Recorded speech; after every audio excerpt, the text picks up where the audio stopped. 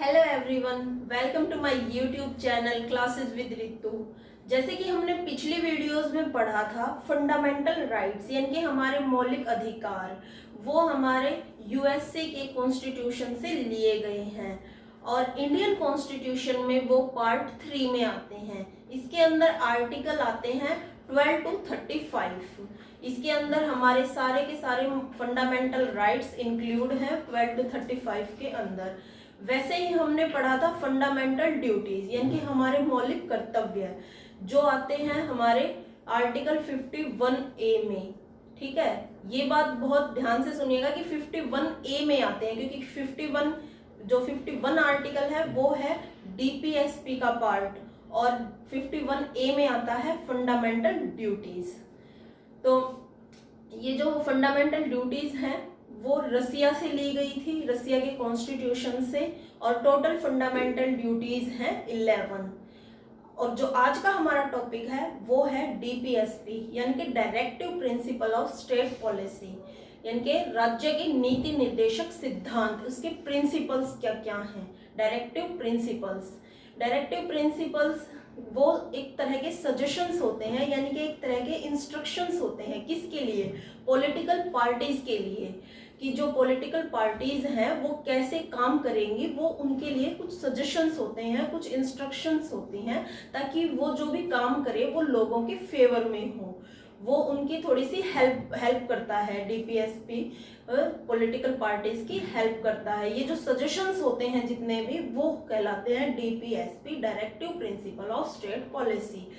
ये हमारे ये आयरलैंड के कॉन्स्टिट्यूशन से लिए गए हैं। आयरलैंड के कॉन्स्टिट्यूशन को इरिस कॉन्स्टिट्यूशन 1937 भी कहा जाता है। इसमें जो आर्टिकल्स आते हैं वो टोटल है 16, जो है 36 to 51। और ये जो प्रिंसिपल हैं, ये डायरेक्टिव प्रिंसिपल हैं, वो इंडियन कॉन्स्टिट्यूशंस के पार्ट 4 में आते हैं। ये है हमारे डीपीएसपी।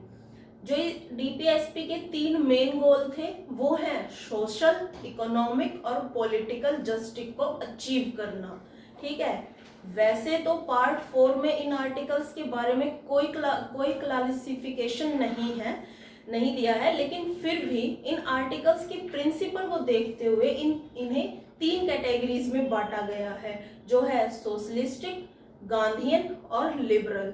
इनके बारे में हम फुल डिस्कशन करेंगे कि ये इनके अंदर कौन कौन से आर्टिकल आते हैं और ये होते क्या हैं। तो चलिए अब हम डीपीएसपी को थोड़ा सा और डिटेल से देखते हैं, ताकि हमें एग्जाम में हेल्पफुल रहे। और जो मतलब साथ में जो हमारे जो कॉम्पिटिटिव एग्जाम होते हैं, जैसे कि सी-टेट है, एच-टेट है, नेट है, कोई मतलब जो भी टैट होते हैं, ठीक है, उसके लिए भी एक क्वेश्चन प्रिपेयर हो जाए, ताकि हम हमारे जैसे बीएड के पेपर में तो हमारे लिए हेल्पफुल रहे ही, और साथ में कॉम्पिटिटिव एग्जाम के लिए भी सही रहे। तो चलिए फिर शुरू करते हैं। जैसा कि आपको पता है कि आज का हमारा टॉपिक है DPSP, directive principle of state policy. ये हमारे इंडियन कॉन्स्टिट्यूशन के पार्ट 4 में आता है, जिसके अंदर आते हैं आर्टिकल 36 to 51। ठीक है, तो अब है कि हमारे पेपर है, जो हमारा बीएड का पेपर है, उसके अंदर हम इस टॉपिक को कैसे लिखें कि एग्जामिनर हमें ज़्यादा से ज़्यादा नंबर दे, तो वो हम डिस्कस करते हैं। जैसे कि सबसे पहले हमें बताना होगा कि डीपीएसपी होता क्या है। कि the directive principle of state policy of India are the guidelines or principles given to the institutes governing the state of India. These provide part 4 of the Constitution of India in 16 articles 36 to 51। ये मैं आपको पहले बता चुकी हूँ कि ये जो हमारा directive principle of state policy है वो एक तरह की गाइडलाइंस है, सजेशंस हैं जो पॉलिटिकल पार्टीज को दी जाती हैं। और ये कहाँ पर आते हैं? ये आते हैं पार्ट 4 में कॉन्स्टिट्यूशन ऑफ इंडिया। 16 आर्टिकल्स होते हैं 36 to 51। ठीक है, और ये कहाँ से लिया गया है? आयरलैंड के कॉन्स्टिट्यूशन से लिया गया है, इरिस कॉन्स्टिट्यूशन 1937। ठीक है। इसका जो मेन एम है वो है to create social and economic condition under which the citizens can lead a good life. ठीक है, जो इसके 3 मेन गोल हैं वो है सोशल, इकोनॉमिक और पॉलिटिकल जस्टिस को अचीव करना। ठीक है, ये है इसके 3 मेन गोल। और इन इन 3 गोल्स को अचीव करने की कंबाइन जिम्मेदारी है फंडामेंटल राइट्स और डीपीएसपी की। ठीक है, अगर हमारे पेपर में ये क्वेश्चन 4 नंबर में आता है तो इतना लिखना इनफ है 4 नंबर के लिए। ठीक है, क्योंकि डीपीएसपी यही होता है। ठीक है, अगर और भी कुछ लिखना चाहते हैं तो इसके फीचर्स लिख दीजिए बस। इससे एक्स्ट्रा अगर आप लिखते हैं तो वो बहुत ज़्यादा हो जाता है। हाँ, अगर 16 नंबर में आता है तो हम डीपीएसपी के बारे में भी लिखेंगे, फीचर्स भी लिखेंगे, इसकी जो कैटेगरीज हैं वो भी लिखेंगे। ठीक है, और जो उन्होंने आर्टिकल्स पूछे हैं उनके बारे में भी लिखेंगे। तो आगे देखते हैं कि इसके फीचर्स क्या हैं। इसके फीचर्स हैं promote the welfare, social, economic and political justice, removing economic inequalities, status and opportunities, और एंड लास्ट है एडिक्वेट मीन्स ऑफ लिवलीहुड्स। ये है इसके फीचर्स। ठीक है, आगे है classification of the directive principal. जैसा कि मैं आपको बता चुकी हूँ कि पार्ट 4 में इन आर्टिकल्स के बारे में कोई क्लासिफिकेशन नहीं है, लेकिन फिर भी इन आर्टिकल्स के प्रिंसिपल को देखते हुए इन्हें 3 कैटेगरीज में बांटा गया है, जो है socialistic principle, Gandhian principle and liberal principle. ठीक है, इसके अंदर है सोशलिस्टिक प्रिंसिपल क्या होते हैं। इसके अंदर वो आर्टिकल्स आते हैं, ये आर्टिकल्स वेलफेयर स्टेट स्टैब्लिश करने की बात करते हैं, जैसे कि equal pay for equal work, adequate means of livelihoods. इसका मेन ऑब्जेक्टिव है कि सोशल वेलफेयर अचीव करना। ठीक है, इसके अंदर आर्टिकल्स आते हैं 38, 39, 39A, 41, 42, 43, 43A एंड 47। ठीक है, नेक्स्ट है गांधीयन प्रिंसिपल। इन आर्टिकल्स के बारे में हम डिटेल से डिस्कस करेंगे कि ये होते क्या हैं, इनके अंदर क्या क्या है। ठीक है, गांधीयन प्रिंसिपल ये उन प्रिंसिपल्स की बात करते हैं जो नेशनल मूवमेंट करते वक्त गांधी जी के विजन थे। ठीक है, जैसे कि जो ग्राम पंचायत है उसको पावरफुल करना, इसका मेन फोकस था कि गांधी जी के विजन को आगे बढ़ाना। इसके अंदर आर्टिकल आते हैं 40, 43, 43B, 46, 47 एंड 48। ये आर्टिकल्स इसके अंदर आते हैं। नेक्स्ट है हमारा लिबरल प्रिंसिपल। ये जो प्रिंसिपल है वो लिबरलाइजेशंस की बात करते हैं, जैसे कि यूनिफॉर्म सिविल कोड को स्टैब्लिश करना, इंटरनेशनल प्रिंसिपल्स को रिस्पेक्ट करना। ठीक है, लिबरलाइजेशंस के आइडियाज को प्रमोट करते हैं ये सारे आर्टिकल्स। इसके अंदर आते हैं 44, इसके अंदर जो आर्टिकल आते हैं वो है 44, 45, 48, 48A, 49, 50 एंड 51A। तो ये जो सारे आर्टिकल्स हैं ये मतलब इसके क्लासिफिकेशन है, एंड ये 38 to 51 इसके अंडर आते हैं। बात रही 36 एंड 37 की कि वो कहाँ है 36 एंड 37। अगर अफेक्टिवली बात की जाए तो डीपीएसपी में केवल 38 to 51 आर्टिकल्स आते हैं, लेकिन इसके अंदर 36 to 51 ही बोला जाता है कि 16 आर्टिकल्स आते हैं, लेकिन इसकी क्लासिफिकेशन के अकॉर्डिंग इसके अंदर 38 to 51 आते हैं।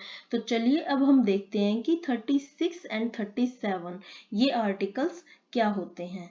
आर्टिकल 36 क्या कहता है, ये द कॉन्स्टिट्यूशन ऑफ इंडियन 1949 में आर्टिकल 36 है। Definition in this part unless the context otherwise requires the state has the same meaning as in part 3। ये आर्टिकल 36 बोलता है कि स्टेट की जो डेफिनेशन है, जो स्टेट है उसकी डेफिनेशन जो है वो पार्ट 4 में वही होगी जो पार्ट 3 में थी, यानी कि जो स्टेट है वो पार्ट 3 में और 4 में जो उसकी डेफिनेशन थी वो वही होगी जो हमने पार्ट 3 में पढ़ी थी। नेक्स्ट है कि आर्टिकल 37 क्या है। आर्टिकल 37 में है कि application of the principles contents in this part, the provisions contained in this part shall not be enforceable by any court। enforceable by any court, ये इसमें मेन पॉइंट है इसका, ठीक है। But the principle therein laid down on nevertheless fundamentals in the governance.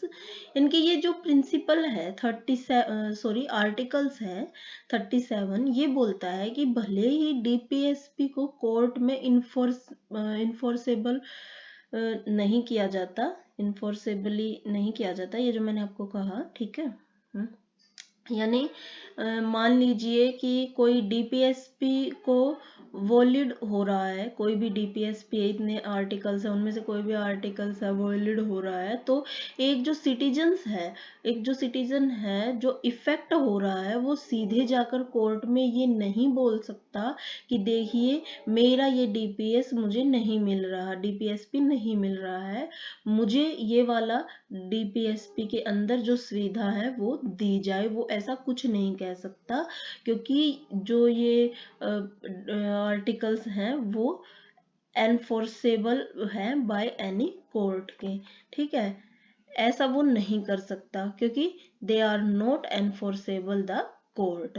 उसके बावजूद हमारे देश के जो गवर्नेंस में ये directive principle of state policy वो फंडामेंटल्स हैं, ठीक है। इसलिए जो भी सरकार चुनकर आती है, स्टेट में आए या सेंटर में आए, उसकी ये रिस्पॉन्सिबिलिटी बनती है, ड्यूटी बनती है कि वो इन प्रिंसिपल्स को लॉ बनाने में अप्लाई करे, ठीक है।